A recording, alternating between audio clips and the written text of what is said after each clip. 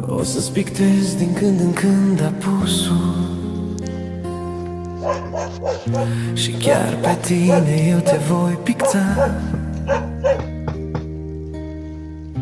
așa cum ești, cu râsul și cu plânsul care au trecut prin viața ta.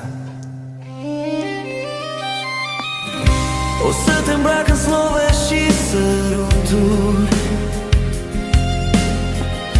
în rime îmbrățișate o să te cuprind.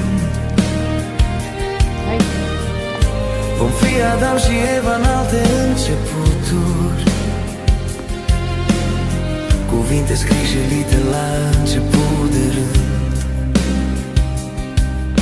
O să-ți aduc ceva ce n-ai putut avea,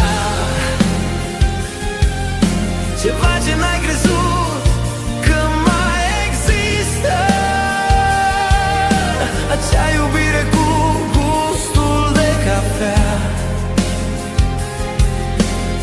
cu aromă dulce amară ce persistă.